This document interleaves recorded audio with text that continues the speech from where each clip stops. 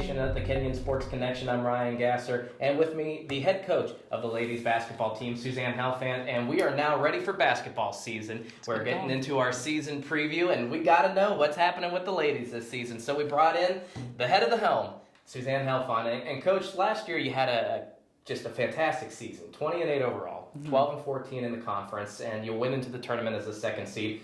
And the only person that you lost to is the one that took the NCAA crown in DePaul University. So just talk about last season, some of the great milestone moments that you had leading up to that point. It was one of those seasons where we went into it feeling like we had a lot of talent. We had a lot of experience, and we had great senior leadership. So we were pretty optimistic. As the season unfolded, we started to realize how good we really were. And I thought that we put together a season that was a formidable, we were very proud of the things that we accomplished, but unfortunately, oftentimes people don't remember who came in second place. And we were in the same conference with a phenomenal Division III team in DePaul, and came up short against them, but really felt like we had one of our better seasons in terms of team basketball and also just in terms of success within the group and the team chemistry, and it being just one of those years where we're all going to remember and feel very good about what we were able to put out on the floor, the product that we were able to put out there. And if you look up and down their schedule, last year's anyway, you were one of the few teams that held with them all the way to the end, so something to hang your hat on there. And you mentioned some of those senior leaders that unfortunately won't be with us this year. Kayla Ernst, just a huge contributor to the team, and has plagued her name all up and down the history books for Kenyon College. We always try to avoid the question, how do you replace something like that, until it's a reality. So now that it's upon us, how do you replace a person and a player like that? I don't think that we can do it with any one individual. It's going to be by committee. We have, I think, a lot of talented kids that are going to have to step up, to fill those shoes, averaging almost 20 points a game, and the things that she was able to bring. We're not going to depend on one or two people. Like I said, it's going to be by committee. And I don't necessarily know that it's going to be, strictly in the post. Our perimeter players are going to have to contribute a little bit more with both their ability to score in the key and also their ability to rebound. Feel really optimistic again about the fact that we've got a group of talented players. We just need to figure out a way to put it all together. But I don't think you're going to see someone like Kayla, putting up 20 points a game from the post position. I think that there's a lot of very talented and very able-bodied people down there, but not the kind of exceptional talent that Kayla was. Your teams have historically put a lot of pressure on opponents, forced a lot of turnovers, and one person that, again, won't be joining us this year that created a lot of steal opportunities is Katie Adlam. So on the defensive front, who's going to be one stepping up and applying that said pressure? I think that, again, it's going to be multiple people that are going to step into that role. We have really been working a lot on pressuring the ball and jumping the basketball, both in the half court and trying to do a little bit more in the full court. And I think that one of the things that we're going to have to be able to continue to, be able to provide game in, game out is great team defense. And we've got a group of players that understand our defensive philosophy, but we have a fairly large freshman class that are just learning the ropes. So it's been a little bit of a learning curve at the beginning of the year, but I do believe that you're going to see Sarah Hobbs step up in that defensive role. You're going to see Maggie Bolter step up in that defensive role. And I also am expecting some really good things from a couple of our freshmen too. Now let's talk about some of those names that are going to be returning. Enough about the past, right? Yeah. Just talk about some of the returning players that may not have seen a lot of minutes last year because of names like Kayla Ernst and Kate Adam, but just talk about some of those that are going to see some increased minutes. Sarah Hobbs is really the person that we feel like is coming into her own. She's really starting to understand her role. She's been playing great in practice. She has great energy. She is one of those little Energizer bunny. Her motor never stops. I think you're going to see a lot of offensive rebounds coming from her, just flying out of nowhere and being able to get loose ball rebounds.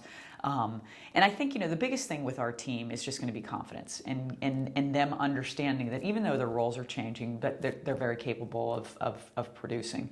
But Sarah is one of the ones that I've really seen. She's done a great job so far this year in practice. But other players, Lauren Creit is going to have to step up, and I'm sorry, Creit, she's going to kill me because I just pronounced her last name wrong. She's going to have to step up and do a little bit more in the post. But we do have the return of Autumn Anderson, and we didn't have her all last year because of an injury, and she's back, and she's working her way back into shape, and you were expecting big things from her as well. And you mentioned that freshman class being a little bit larger than you're probably normally used to, but they will probably get some opportunities. And so just talk about some of those that are going to see the floor, or that, early on, you're seeing some things that might, develop down the road. And, they all have been doing good things at certain times. No one's been consistent yet. And I think that when you're throwing a lot of new information at kids, that's a pretty typical kind of response. Well, we've got players that, on some days things are clicking for them and it makes sense, and on other days, it's really confusing. But I do think that, we have a couple of freshmen that are going to step in and be able to provide some quality minutes in backup roles. I think that our veteran players are going to be the ones that you're going to see in those roles where we have, that dependent, we're going to be depending on them, and we really believe that they're going to be consistent and be coming through for us. Unfortunately, one of our better freshmen that has not practiced yet because of an injury is Sid Sierra, and we're really expecting big things from her, but we got to get her on the floor before we can tell whether or not she's going to transition to college basketball. But people like Bailey Dominguez and Miranda Dietz and, a couple of our other freshmen have really stepped up. Charlotte Busama, they've all been doing really good things in practice. So, how they deal with pressure, we're going to find that out tomorrow in our first scrimmage. I think in practice at times, like I said, there's just been a little bit of inconsistency. But when we throw those freshmen out on the floor against an opponent, I'm going to find out what they're made of. So we'll see. Ask me that question next year. Well, when you recruited them, there were certainly some characteristics that they displayed. And if you look at the roster, it looks like you added a little bit of size at the guard and post position. So what are some of the qualities, maybe even generically speaking, that they possess? I think one thing that they are very good at is, their ability to share the basketball. I think that they're very good passers. And that, to me, is exactly the kind of team basketball that we, where we flourish when we're sharing the ball. And I think that we have 3 freshmen that have great court vision, that see things and are able to deliver the ball to where it needs to go. Where we're struggling is just our defensive philosophy, because it's a little bit different than what kids typically are used to in high school. We do a lot of unconventional things in the half court, and they're just now kind of getting a feel for that. But I do think that they're coming along, and they definitely have put themselves in positions where they can be out on the floor. I just don't know how long they can be out there. They have to be able to stay intense and stay focused and not be thinking their way through everything. But I do think that you're going to see some freshmen on the floor. Which ones? Again, that's to be determined, to see how they deal with opposing teams. I know in practice right now, I've got 3 or 4 gals that we've been rotating into our top rotation, and they've been doing a pretty nice job. So we'll see. Well, Coach, you also added somebody onto the coaching staff that's going to be a major contributor to the team as well. Morgan Korinik is now a new member of the coaching staff, and she played under you as well. So talk about just reuniting yourself with Morgan, and what qualities as a coach now she's going to bring to the team. She was one of the toughest players I've ever coached. Mentally tough, physically tough. Was a complete and total team player. She really did a great job of making other people feel valued. And her team, both her teammates and now as the coach, making people on the team feel valued. She has an incredible knack, and she's very good one-on-one with players, being able to get the best out of them. And I know she did that as a captain and a leader on our team. She did a lot of her work by example. Her leadership, because of her work ethic and how hard she worked, people wanted to play hard for her. And I'm hoping that same thing translates and transcends into the coaching ranks. I know that the players were thrilled when we decided to add her to the staff, and I am as well. She knows the system, she understands our program, she understands what our core values are, and I really think that she's going to be able to add a unique kind of perspective for our student athletes because she has played here, because she was incredibly successful as a player.